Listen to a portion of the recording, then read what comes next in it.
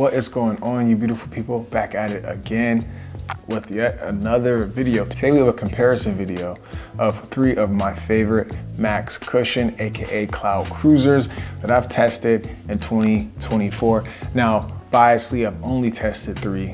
The reason why I've only tried 3, 1, because I'm not balling, 2, because these are the 3 that I researched and picked out of the whole bunch of max cushion daily trainers out there.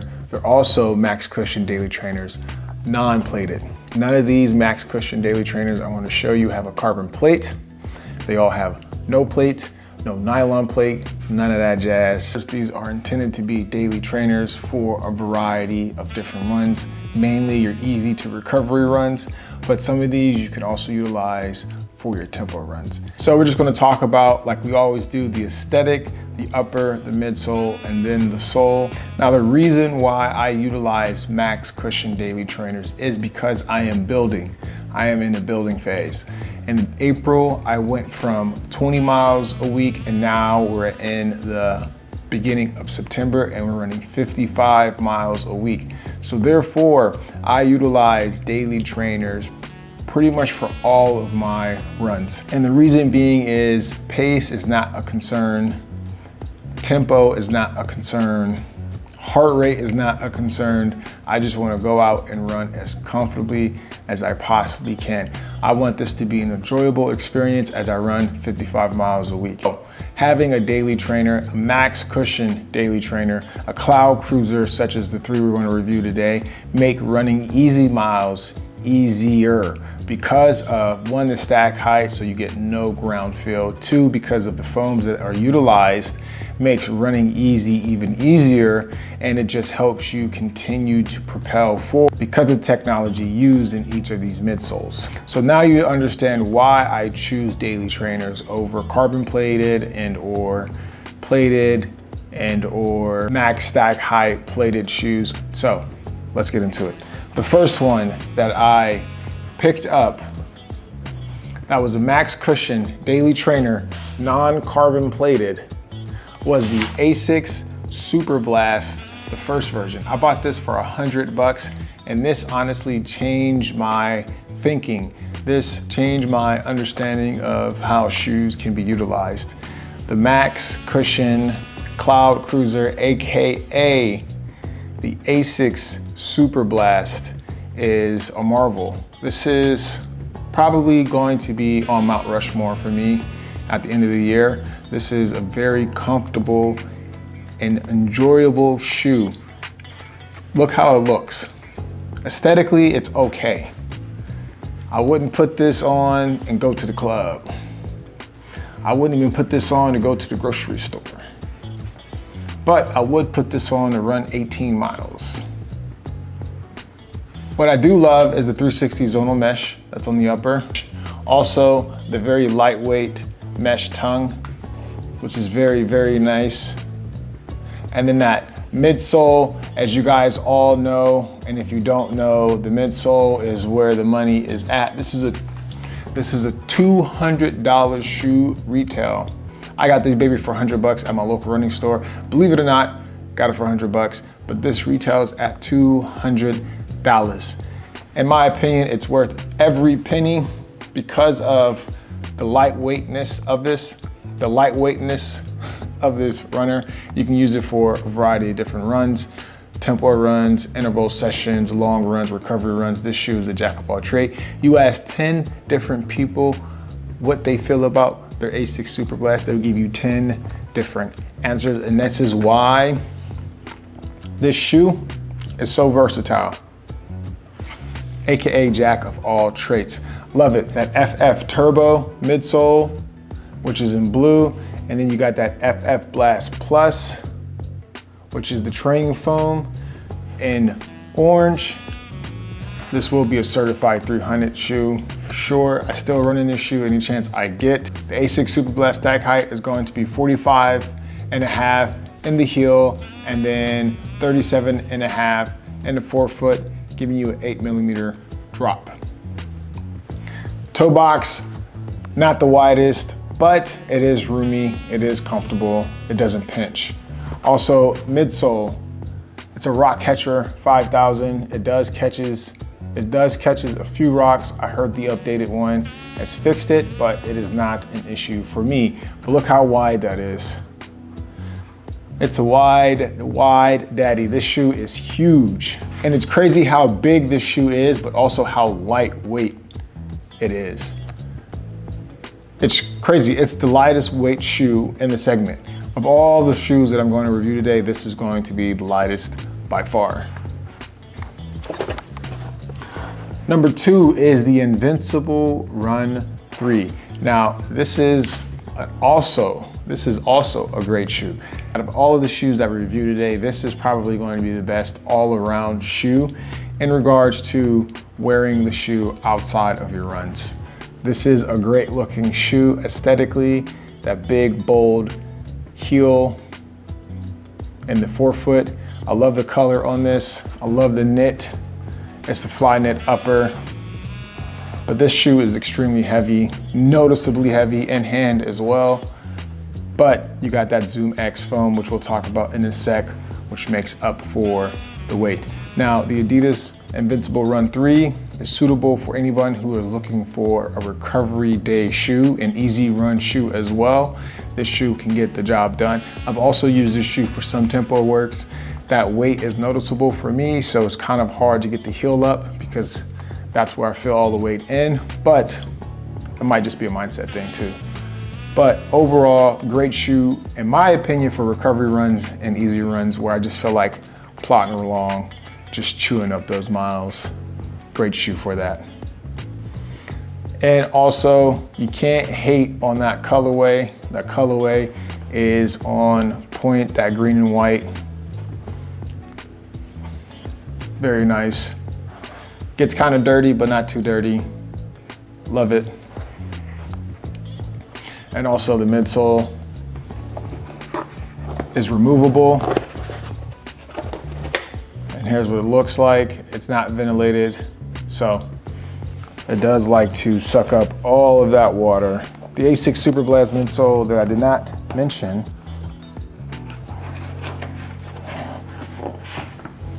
midsole, also removable, really nice. Not ventilated, but it still gets the job done.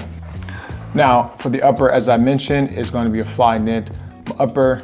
Very nice shoe. You also have a stack height. This is a behemoth of a shoe. 40 millimeters in the heel, 31 millimeters in the forefoot, giving you a 9 millimeter drop.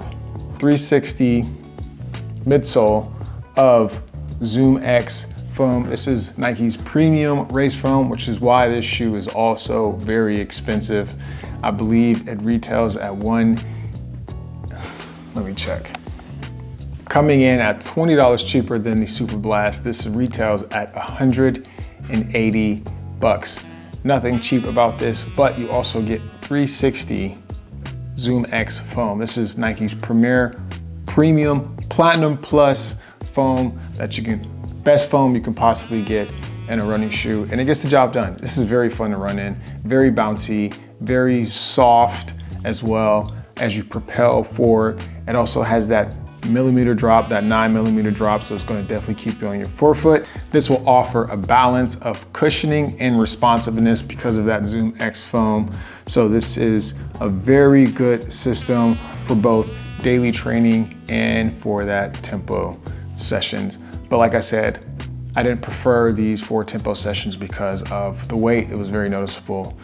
This shoe is known for its responsiveness, so that Zoom X is very snappy. It just pops off of the ground and it gives you a very energetic ride, which is why I love these for recovery / easy runs.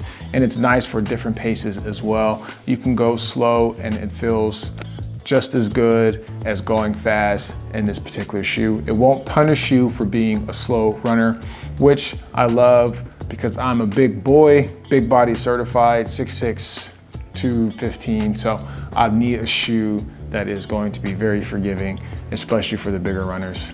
And this definitely gets the job done. I have that entire foot sole coverage of rubber, telling you that this shoe is perfect for daily training. It's an entire foot sole of traction. I can't remember the name. And also a big shoe. Very large shoe, especially compared to the Asics Super Blast. Similar. I wear a size 13, so my shoes are going to be big in general, but very similar in size. Also that Flyknit upper, when you step in, that step-in feel, very plush, very comfortable. Here is the Puma Mag Max.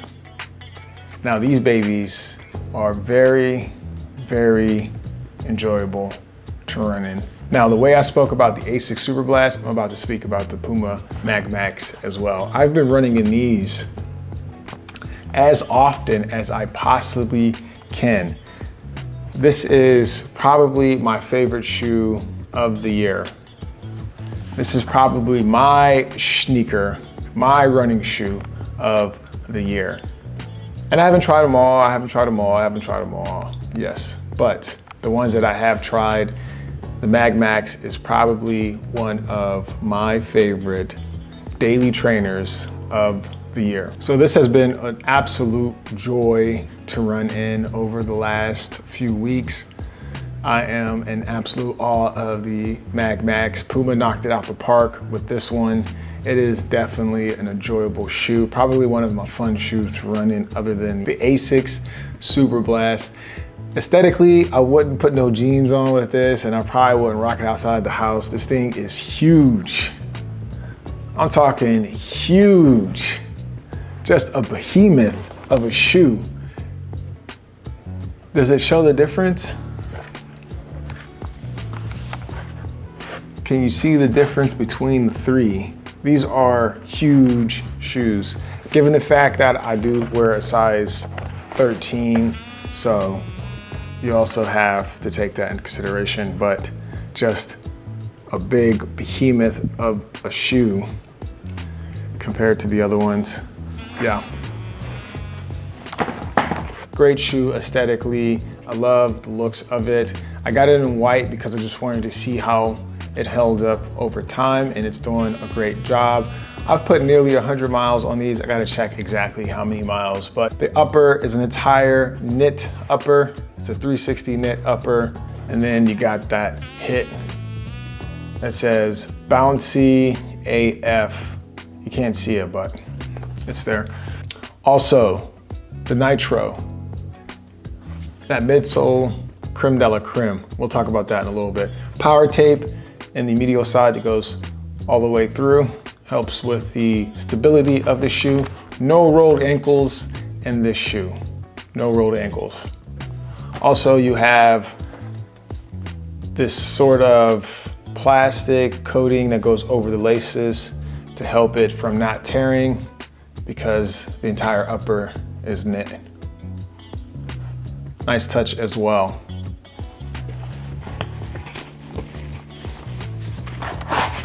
Removable insole, as you can see.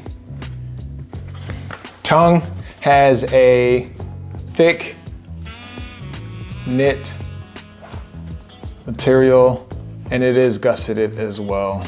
And then for the midsole, you have that Nitro, which has been injected. And this thing is beefy. Big boy, certified for sure. Of all of the shoes reviewed, this has the highest stack height at 46 millimeters in the heel and then 38 in the forefoot. This thing is chunky, 8 millimeter drop as well. And then you got that Puma grip. And like you always know, I run in sand, dirt, water, mud, everything but snow, and this shoe holds up extremely well. But I want to talk a little bit more about the midsole and that Nitro injected midsole. This thing is a behemoth of a shoe. Now, if you compare the weight between the Asics Super Blast and the Puma Mag Max, you can tell which shoe is the heaviest instantly, and it is the Mag Max. But it is not far off. I don't have the correct numbers for my size 13 in front of me, but just by feel, it is not far off. If I feel like I don't want to run, I always reach for this shoe because it gets me to run. It makes me feel good running, and it's bouncy, as it mentions. It just has so much pop to it, and it just keeps you going and going and going. So the A6 is jack of all trades, and this is the Energizer Bunny. That Nitro midsole provides exceptional comfort for your long runs. I'm telling you, it's medium firm, so it's not something that's going to compress upon stepping into it, but it will give you that pop, that bounce, that snap, and it just keeps going and going and going. But yeah, let me know your thoughts. Did I miss anything? What do you agree? What do you disagree?